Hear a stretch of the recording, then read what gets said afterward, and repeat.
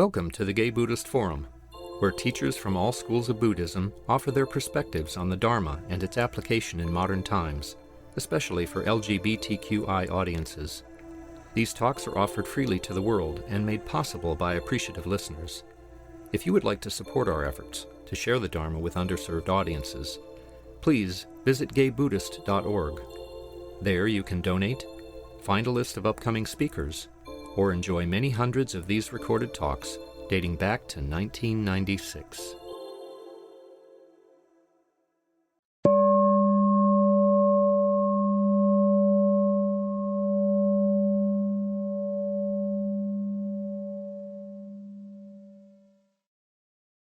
So our tradition is to go around and say our names here in the room. My name is Cass. Alex. My name is Jerry. Stephen. Michael. Susan. George. Jack. Risha. Marvin. George. Jen. Okay, and today we're very pleased to have back Zerdan Phunrab, an American Kadampa Buddhist monk. Zerdan has been a practicing Buddhist since 2001 and was ordained in 2007 by Venerable Geshe, Kelsang, Gyatso, Rinpoche. He began his ordained life by helping to create a Buddhist temple in Dallas-Fort Worth. Zerdan now lives in Oregon as a vegan minimalist, sharing a warm, gentle heart. Welcome, Zerdan. Thank you. It's really good to be back with everyone. It's been a while. My intention was to be able to be graduated with school and have Sunday mornings off, but that hasn't just happened just yet. Hopefully soon. And also, happy birthday to Kate Bush today.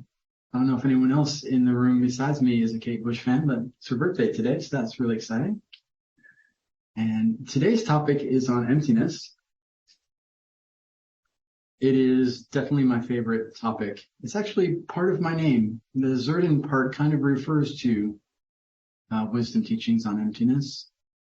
And so I'm going to try to, once again, keep my talking down as much as I can. So that way there's room at the end for us to have questions and answers, because I think that that's very helpful. But to begin, today's teaching is about realizing Buddhist emptiness. So one caveat that I would like to say before we go into it is that as a Mahayana monk, the things that I say that I get right is because I have had great teachers, and the things that I get wrong, it's because my understanding of the concept of emptiness is imperfect and sometimes unskillful. So we'll just proceed the best that we can, and hopefully get some new points. If I know that you haven't had a teaching on emptiness at the Gay Buddhist Fellowship for a number of years, so for some of you, maybe this might be the first teaching you've had on it, at least in a while. So that's very exciting to me. The other points I have to speak about when it comes to teachings on emptiness is to be patient, because the teachings on emptiness are very subtle and sometimes confusing, and sometimes it seems like circular logic. So be patient. The things that I'm going to be talking about are probably not in your normal everyday experience, and perhaps not even in your experience in meditation yet. So if it sounds different and new, that's okay. That's pretty normal. There's hope for the future. I suggest that you seek out teachings on emptiness as much as you can, because it takes a long time for it to process and become part of your experience as a meditator. And one of the things that I've heard other people say who are long-term practitioners is that if you wait to start your meditation practice on the deeper subjects until, like your life calms down, it's probably too late. because you need to probably be taking on these kinds of issues while you still have a chance, because later when it's time to actually use them, you'll then just be thinking about sitting down to begin them. So the teachings on emptiness have a very practical point to them too. So I'm just excited to be able to bring it up. So keep an open mind. You have to begin somewhere. And so slow progress would be great. My experience of it is that I learned, and then I would try to repeat it back to someone and get it horribly wrong. And then you just repeat that cycle over and over again. And through many teachings and friends who have some insight into the topic, then you begin to catch on. It does take time. So in the meantime, until some of this begins to make some sense to you, please continue preliminary practices, which for the Tibetan traditions means practicing things like giving. Last time I talked about patience, continue patience practice. Effort, moral discipline, and the wisdom teachings will make more sense as you meditate. All right, so there are 3 root poisons in Buddhist teachings, Tibetan Buddhist teachings. I'm sure that there are in other traditions too, but there definitely is an emphasis on them. So if you've ever seen a picture of the painting of the Wheel of Life, in the center of the wheel, the wheel's being chomped on by a big monster guy, and all the beings inside of the wheel are trapped. And if you notice, there's a Buddha just outside of the wheel, and he's pointing, like showing you the way to leave that wheel of suffering. And he's also in every single little part of the wheel as well. They're like, it's divided into 6 different parts for all the different ways living beings can express themselves in their lives. And he's there. He's there in every single part, even in the hell realms. He's like humans and animals and hell realms and celestial type places, and he's in every single part of them to help people. So he's not giving up on you, no matter where you're at. But at the center of the picture is a pig, and out of the pig's mouth is shooting a chicken, a rooster, and a snake. And that's to represent the 3 poisons at the very center of the wheel of samsaric experience. And so that pig is meant to illustrate to us ignorance. And out of the pig's mouth, from the mind of ignorance, springs anger, symbolized by the snake, and attachment by the rooster. If you've ever seen roosters, they do a lot of that pecking, so like always grabbing at things. And of course, snakes are known to be vicious in that they bite. They don't have any other way to communicate with the rest of the world. They can't reach out to you with arms or legs, so they bite. So it's meant to illustrate to us that those 3 root poisons can be undone. That's really the central issue. So how does this relate to emptiness? Well, the anger part of that picture by the form of the snake is meant to be undone with patience, just like I taught last time that I was here. The chicken or rooster that symbolizes attachment, well, love. I know I said this before last time, and it surprised some people. Perhaps it was a different way of thinking about it for some people. But love is the opposite of attachment. In today's parlance, we might say codependence. Attachment is a mind that says, what can you do to make me happy? It's your job. You should be making me happy. And love is the mind that's the opposite. I'm going to make myself happy, and then I'm going to radiate love outward into the world and help you to be happy if you need it. what can I do to make you be happy? So those are the two kind of byproducts of the root cause of the pig in that picture of ignorance. And the cure for ignorance would be the wisdom realizing emptiness. So it's seen as like the central tenet that the Buddha was trying to emphasize throughout his many teachings. That some people would even define enlightenment as a being who has realized ultimate truth, emptiness. That is one of the distinct characteristics of a person who's made it all the way to enlightenment. Right now we can get glimpses of it. And to be really honest with you, glimpses is about as good as it gets at the moment. We don't know what it's like to have a mind that perceives in that way.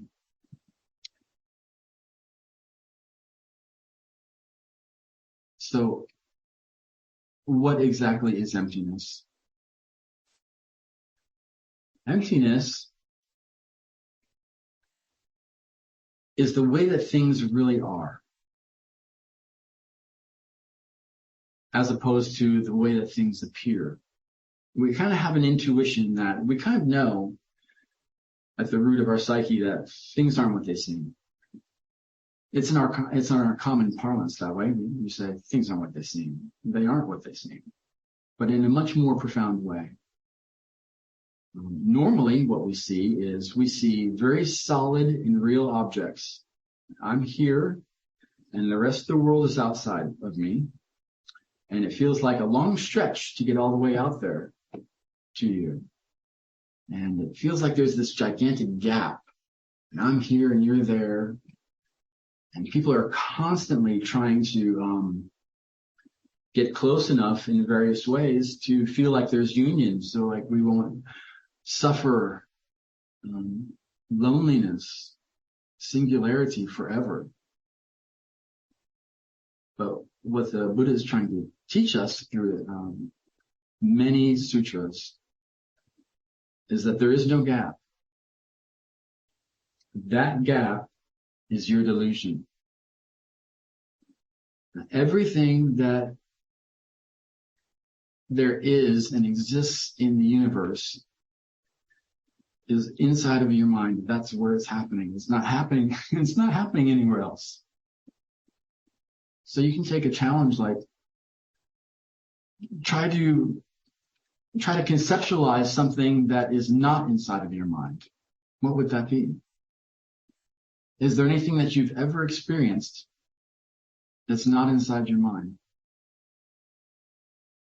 In the Western world, Rene Descartes would say, cogito ergo sum, I think, therefore I am.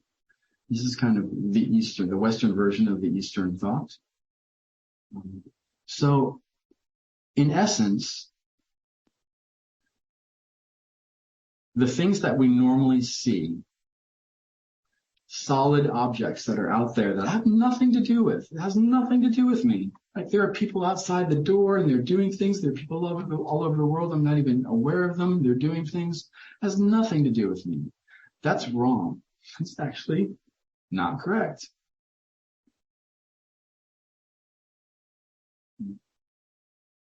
The things that we normally see do not exist. We're completely convinced that that's the way that reality is. I'm trapped inside of my mind, and you're over there, and we have nothing to do with each other unless we attempt to communicate. And that's the way that reality is. And enlightened beings say, no, that's not the way it is. So you can feel yourself in many ways thinking you're going to object to that. Like, I don't know everything that's going on everywhere. No, of course you don't. But the things that you do normally see don't actually exist. Because we think that we see things that are outside of our mind, and everything that we see is inside of our mind. In one of the books that my teacher wrote, Geshe, Kelsang, Gyatso, he wrote, try to imagine an object that has nothing to do with you. And there's no way to interact with this object. Can you see it? No. For you, it doesn't exist. So everything that is happening in your world is happening inside of your mind. That's where reality is. It's not outside of your mind. Everything is happening inside of your mind. So when we meditate on these things, there are lots of ways to meditate. You can meditate on your breath. You can meditate on Buddhist teachings. And if you meditate on emptiness, we're instructed to try to get a glimpse of what emptiness looks and feels like. This is why it's so terribly hard to teach. Sometimes people compare it to like teaching about what chocolate tastes like. You can say, well, it tastes like this other thing, or it tastes like this kind of candy. But until you put chocolate in your mouth, there's no way for you to know. So it's teaching about emptiness is like that. I could tell you about emptiness, but it's up to you to try to learn about emptiness and then meditate on emptiness and gain an experience of what it feels like. Because that is what an enlightened mind feels like. Is it recognizes emptiness as a matter of fact. So right now to us, when we meditate, it feels like objects are outside of our mind. And when we meditate on emptiness, we relax our mind and it feels very expansive. It feels like it stretches out infinitely. It has no color. There's no sound. Wide open space. Sometimes Buddhist teachers will say, like an eagle soaring through the sky.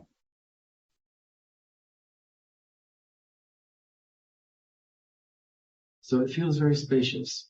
It is the only object that appears the way that it actually exists. It is the basis upon which your reality is built. And I'm happy to say that recently I've been doing some email exchanges with Dr. Donald Hoffman. I don't know if you've ever come across him, but he's super fun.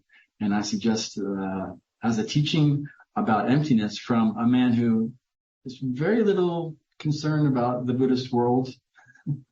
He is teaching about emptiness from a cognitive science, biological evolutionary point of view. His idea is that which is more likely, that your brain would tell you exactly the way reality is, or what you need to know in order to survive? Which is, in evolution we talk about survival of the fittest, and how can the primate mind be most fit? Well, obviously, you're not going to be most fit if you actually know the way that things really exist. What you need to know is encapsulation, so you can move through your reality and function and live. So, even from a scientific point of view, they know we're lying to ourselves. It's not our fault. We kind of have to. But I think that it's becoming more common for people to think of it in this way, and I find that encouraging. Okay, so in general, we can talk about three kinds of emptinesses, but there's the emptiness of everything, the emptiness of the environment that you're in, the emptiness of the house that you live in, or the food that you eat. But if you really want to make it personal, when you're going to do these meditations, what you do is you take it down to who you are, the emptiness of the body. So the body that we inhabit right now does not exist in the way that it appears. It appears as if I'm somewhere just behind my eyeballs, and like just back here-ish, and I'm looking out into the world, and like way down there somewhere is my feet. I can feel them occasionally. We talk about things like my body. I'm sorry, whose body? My body. Okay, so you are the possessor of a body. So the body is not who you are. You own something. That means that's not what you are. So we can say, for example, my arm is not my body, because, you know, if I were to lose my arm, I would still have a body.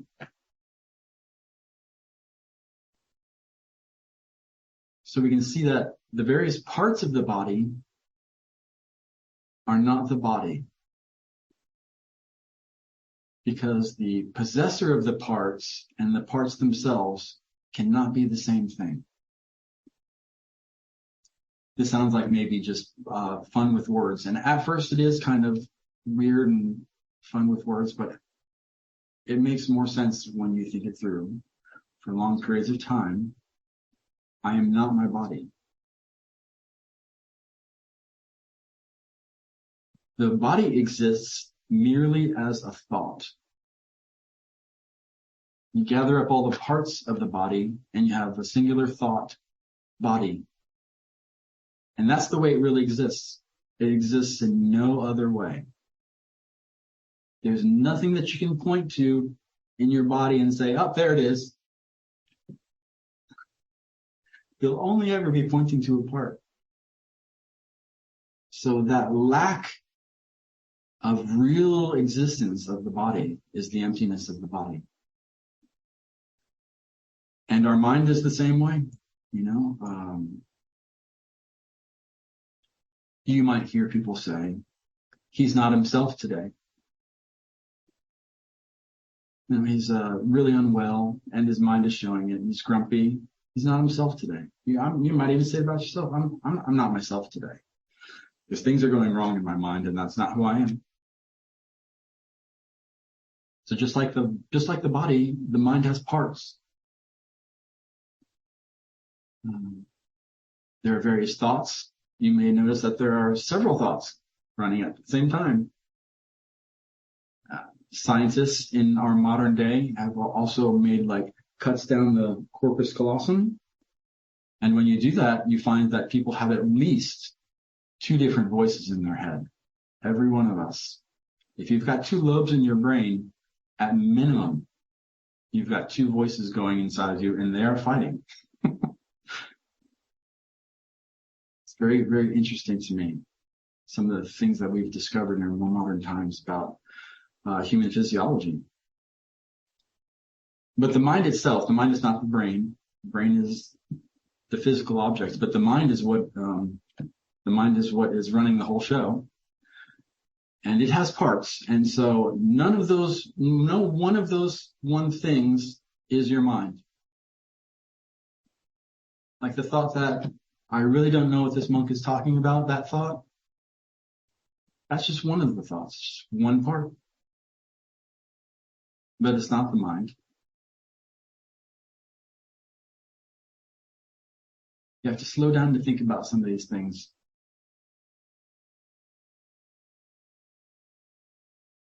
We really want to say that I know my mind, I'm used to it, I live with it every day, it seems to never shut off. It never does actually shut off. Even when you sleep, it's still going. So the mind is the part possessor. You have a mind and it has parts. The mind exists as an imputation, a mere thought about the collection of those thoughts, feelings, fears. And it exists in no other way. There's no way to gather all those things together because they're scattering all the time. Always like arising, passing away. That one's a little bit easier to see that, you're not your mind because it's so constantly changing moment to moment. I have lots of experience of where, like you go to have an enjoyment. Like for example, maybe you go to see a movie or listen to some music, and you think, oh, I don't like that at all. That was horrible. And then some other time later down the road, you listen to the same piece of music or you watch the same movie, and it's great. So what changed? The work didn't change. The music didn't change. The movie didn't change. You changed. So your perception of your world is your world.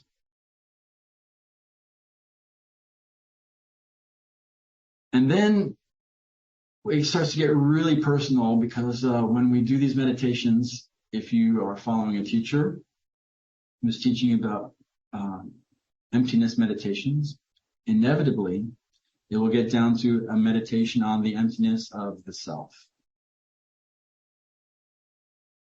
And then you can almost feel like a tightening. It's just like, oh, you're going to take me away? I knew I didn't like this religion.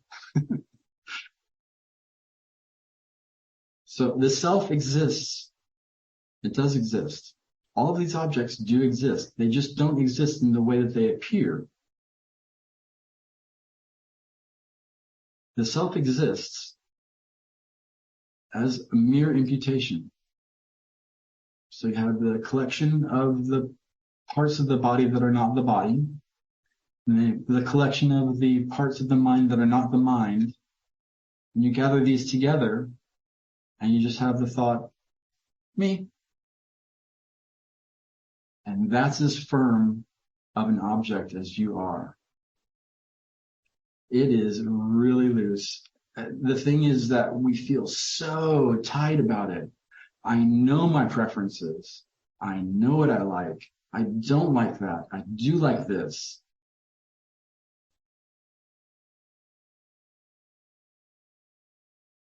Those preferences change throughout your life. Preferences change.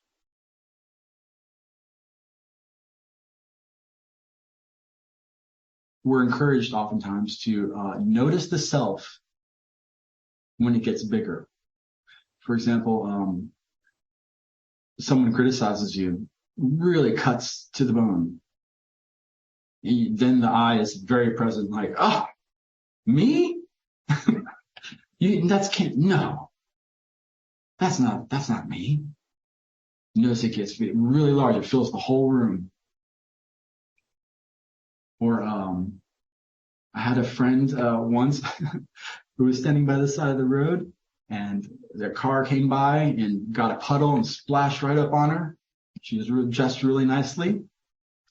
And in that moment, she could really sense her eye, like, this is not okay. Really present, strongly present. So notice when it's really present, when it's being praised. Oh, how fantastic you are. You're the best. And you go, oh, yes, I am the best. But then notice times when it's quite subtle. Like you're engaged in one of your favorite activities. Your eye, where's your eye? It's gone. It's completely disappeared. How like time goes by. If you're engaged in one of your favorite activities, you lose yourself in it. Well, where's the eye at that point? It's very subtle. So you can see how much it fluctuates.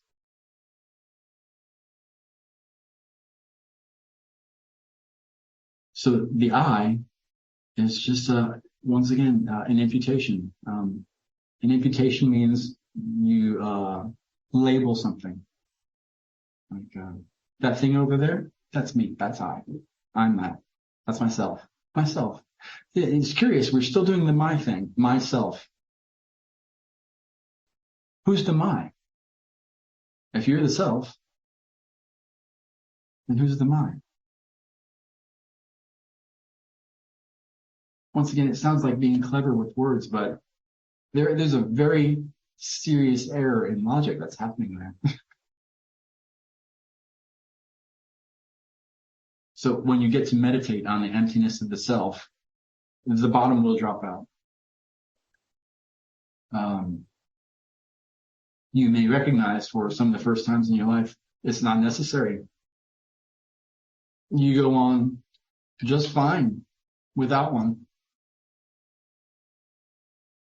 Arguably better.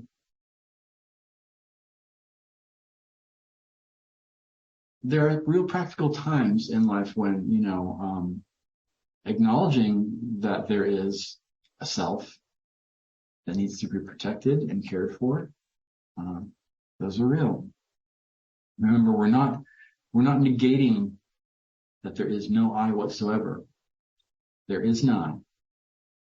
Just doesn't exist the way that it appears. It appears very solid and real when I feel strong emotions, and it's very present. But it doesn't actually exist that way when we think about it, when we're calm, and we think about it and analyze it in meditation. It's just a thought. It's not more than that. So it makes our understanding of our body and our mind and our self much more in line with reality.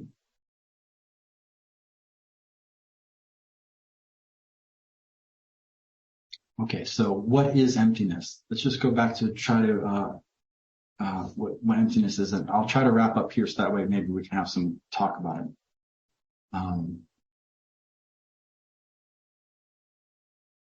Emptiness means that things are empty of inherent existence, meaning that they exist in isolation. You are not existing in isolation. You are interacting with the world around you all the time. There's no way to not be in interaction with the rest of reality all the time. It's all inside your mind. You carry it with you everywhere you go. So there's no way to isolate from it. There is a lack of inherent existence. Like you say, this object nearby me. Say my clothes, because it's very close. It is not separate. It doesn't exist all by itself. I'm actively in the mode of creating it as I experience it. I'm creating it as I experience it. Because right now, if you've been around monks, right now it's a robe. I've seen lots of monks later. It'll be a blanket. It could be a towel. It could be anything. So you are actively involved in creating your world. It's all happening inside of your mind.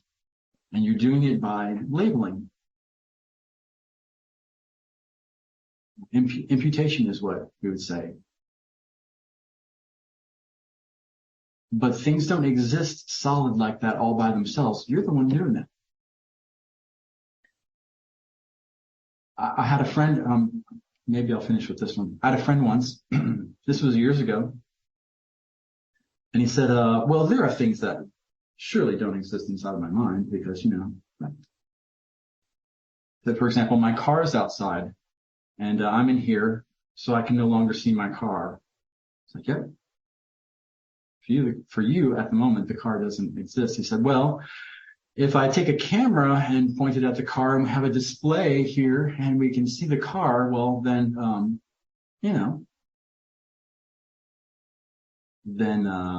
I can prove that the car still exists, even though it's not inside my mind right now. It's like, yeah, well, I tried to be as polite as I could be in the moment, even though I still think that I really did hurt his feelings because I think he really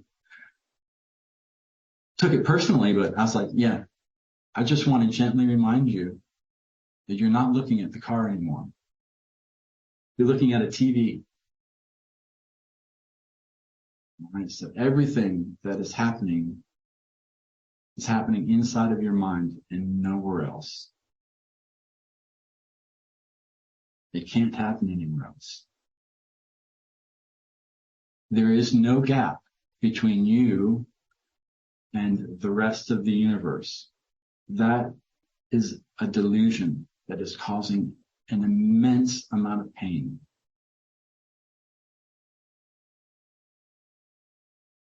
Okay, so as I wrap up, I'd like to just encourage you to think, perhaps we can even talk about it. How is it that you've understood emptiness so far? Like, you've heard this word, you've been around Buddhist people. At some point, someone said the word emptiness. What did you think that it meant? How did it make any difference in your life? What is the point of meditating on emptiness? I mean, to me, the greatest benefit about meditating on emptiness is that you become a mature type person, a grown up. Like, you actually are thinking about the world in the way that the world actually exists. There's nothing that has nothing to do with you. Everything that you interact with has something to do with you. You're involved. So, if we think about our reality in this way, you'll become a more realistic person. It has helped me on many times throughout my life remain calm when I know that I'm agitating myself because I'm getting myself worked up, like, these people or this circumstance can't be. Well, you can loosen up and say, okay, well, I'm helping to define what's going on here. So maybe if I loosen up my mind about it a bit, I could have a new interpretation of what's going on. It's empty that way. You can fill it up with whatever thoughts you like. So these are some of the thoughts about the Buddhist understanding of emptiness. We would say wisdom teachings, the highest wisdom teachings in Buddhism are about emptiness, how it exists. And as you gain experience and understand it more, you travel along the spiritual path towards enlightenment. Thank you very much.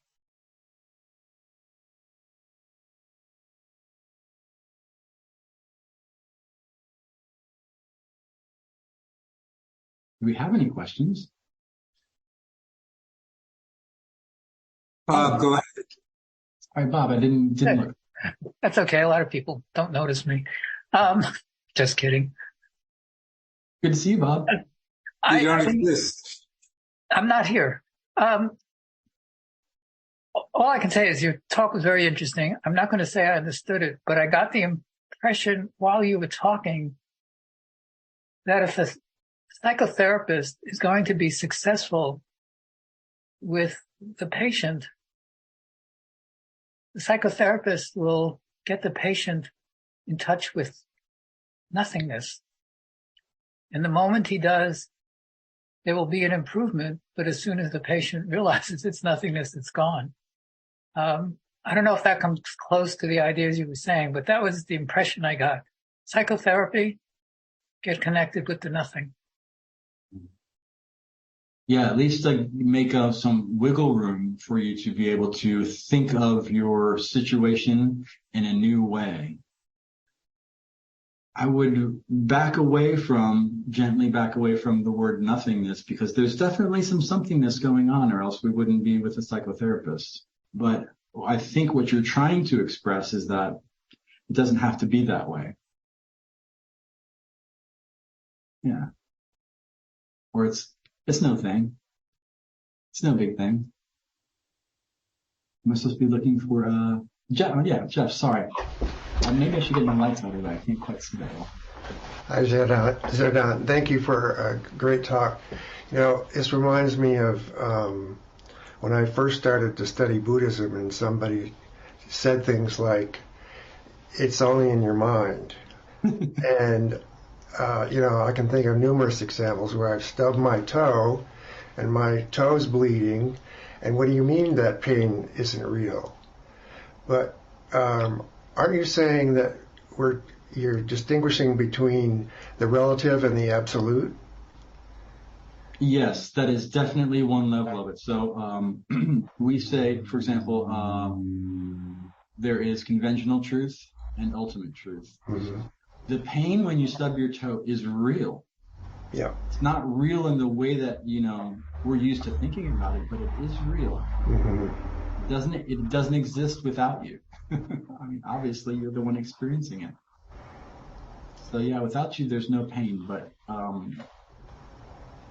it allows us to put a wedge into our perception to be able to open it up into other interpretations of what's going on and why it's going on. Mm-hmm. I know that, Jeff, you've been a little closer, much closer than I have been to Theravadan teachings. Do they compare to Mahayana teachings? Well, I think essentially they do. The three poisons and jewels and this concept, or it's not a concept, the worldview that there is a relative and an absolute reality. And really we don't want to put our eggs in the basket of the relative, because everything that comes and goes is not real, ultimately. If we want to find happiness or peace of mind, we have to cultivate our own experience of emptiness, which you could say is like the substrata of it. The things that come and go, they're real in the way that we're used to thinking them as being real. They are appearance. So if you're satisfied with just saying, like, it's almost like accepting the fact that you're an actor. You're appearing on the stage of life, and others appear, and they come and they go.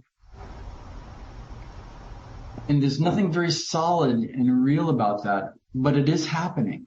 Mm-hmm. It's real in that it is happening. The way that we're thinking about it is all wrong.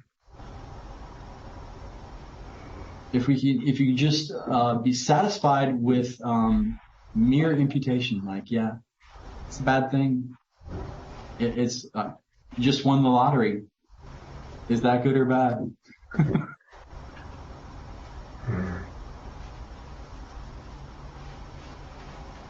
Thank you.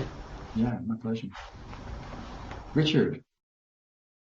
Hi, thank you for your talk. You said something at the end that made me think about changing your viewpoint. That we realize that when we observe something that's happening in the world or happening around us or to us, that what we perceive it as isn't necessarily true, and we can choose to look at it in a different way. I know His Holiness the 14th Dalai Lama teaches that there are many ways to look at anything, and there can't be all bad ways to look at something. That there may be positive, there may be negative, there may be painful, there may be calming ways to look at this very same thing. So is this what you're referring to with the idea of being able to change our point of view, changes its reality for us? Yeah, thank you for that question. Yeah, absolutely. I would agree. But I would shy away from saying that it's going to make your reality into Never Neverland. It is definitely not going to do that. There are definitely going to be things going wrong. Like, there are corrections to be made in your reality, and one of them is the way that you see it. And so it leaves the door wide open, to be able to reinterpret what's happening and why it's happening. And there are going to be some dark things. We are not perfect. We have lots of foibles, frailties, inconsistencies, malice, anger, all that's in there. Look at it. It's the only way that you can begin to fix it, is accepting what is appearing. And then thinking about more constructive ways. It can take years. It can happen in the moment. So it just depends on your experience level and how how open you are to it at that moment. Sometimes some issues are way harder than others, so it takes a lot of practice. So thank you for that question. Yeah. Tom, wow, we got lots of questions going on today. Thank you, Zerdan. I really liked what you were saying about everything happens in our mind, like our entire experience. And sometimes when I'm meditating, I close my eyes, I get quiet. And of course, there are still sensations going on. I hear something outside. I feel the warmth of the sun on me, all these different things. And sometimes I imagine that I'm contained in a small dark box during my meditation. And everything is like something bumping the box, touching the box, a sound outside, somebody knocking on the box, whatever. And to me, that's sort of a metaphor for my mind. Like everything happens inside the box. I don't really know what's happening outside the box, except this interpretation, because all of my senses transmit, a nerve impulse to my brain, if that's where thinking happens. Like my fingers transmit a nerve impulse, my eyes, my ears, everything is filtered through these electronic nerve impulses that I translate in my head into reality. And so, I guess that's sort of a, scientifically informed interpretation, but it helps me completely understand what you're talking about. Yeah, I agree. I've been earlier in my life, I was around medicine, and now I'm kind of re-entering into the field of medicine again with some health information, technology stuff. And the body is fascinating to me. It's amazing that it works at all. On paper, it shouldn't work, but it does. Here we are. That any of it works at all is just an amazing miracle. And yeah, there is nothing that you can talk about that is not part of your mind. Here's another fun exercise. When I was with a kind of a higher level monk once, he asked me, can you imagine a universe where there are no sentient beings? Could such a place exist? And we think, as Western people, because we have a very objective point of view. I'm here, you're there, I'm the subject, you're the object. We have nothing to do with each other. Just completely wrong. So, can such a universe exist if there are no sentient beings inside that universe? So you can go into meditation even just briefly now, thinking about it. Is there such a universe? Well, as you create that universe in your mind, you are there. You can never make it into a universe where there are no sentient beings. So according to our experience of being primates, of being sentient beings, everything that is inside of reality is inside of the mind. It's not happening anywhere else. We can't even prove it that anything's happening outside of our mind. If you try to prove it, you fall flat on your face. So it is, it sounds trifling at first, like why is this important? But as you meditate about it and think about it, as the years and decades roll by, it's really important. Because then you recognize that it's the one thing that you have any kind of control over. You don't really have any control over it at the moment if you've just begun.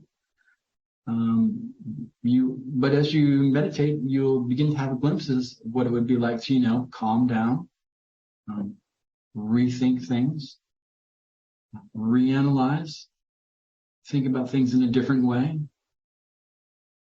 I'm telling you, no joke. There have been times when it has saved me from being really destitute. Like the world is a horrifying place. Children under 5, thousands of them will die today. Are we doing anything about that? But then I have to remember that, I'm the one who's agitating myself. Of course, we should do something about that. Do I need to get worked up? Not necessarily, no. I mean, you can proceed calmly into the future, even though knowing that some things are going right and some things are going wrong. That is reality. That's what's going on inside of your mind. That is reality. So, yeah, it is our body, it is our brain, it's our mind, and how it's all functioning together to create our reality. Thank you for the question. It's great. How are we doing on time? It's about time. I should probably wrap up. Yeah, if there are no further questions, thank you for a really enlightening talk, very provocative. Gives me a lot to think about. Okay, do we have any announcements? Do we have a host today? Yes, I'm the host and teleprompter by the page. Please stay and enjoy the company of the Sangha. There are refreshments and hot water for tea. If treats are vegan, gluten-free, use a cup. Please wash it with hot soapy water and leave it to dry on the rack, or ask the used cups to be left in the sink. So, wash and replace in the dishwasher if it is ready for dirty cups. I'll be going around with the donegal to accept contributions to cover our expenses. Your generosity is appreciated. If the facilitator has not mentioned it, and follow it says. Donations in the range of $10 to $20 help the Sangha meet its expenses. These include honorarium for our Dharma speakers, rent for the Venerable Center, monthly dinners we prepare for our Greek youth services, our quarterly newsletter mailed mostly to people in prison. There's a newcomer sign-up sheet on the Kadampa if you wish to include and receive our Sangha membership directory. Please sign up and include contact information you wish to share with the group. Some members go out for lunch after the meeting. Everyone is welcome to join them. The group meets at the front door around 12:30. Great. Thank you. Any other announcements? I have an announcement that we are in need of volunteers, and particularly an additional speaker coordinator. If you're interested to find out more, let me know, or Cass. Thank you. Great, thank you. Okay, Zerdan, would you like to do the dedication of merit?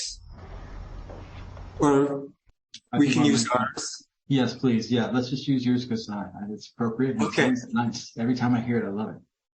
Okay, and so we'll gather in a circle. Next week, our speaker will be Kevin Martin, who has practiced insight tradition for a decade. His socialist practice centers on uprooting patriarchal systems in Dharma communities. Kevin is made known for co-creating spiritual grounds for men at the community teacher.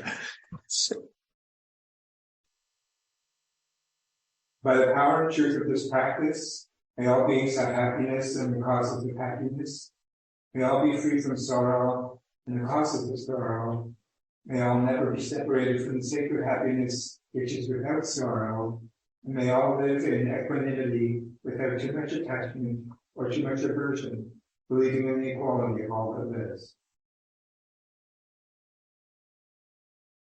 Thank you, everyone. Take good job, man. Thank you, gentlemen. Thank you for listening to the Gay Buddhist Forum. If you would like to hear several new talks per month and be notified of upcoming speakers so you can participate live, please subscribe to this podcast, like us on Facebook, and join our mailing list by visiting gaybuddhist.org.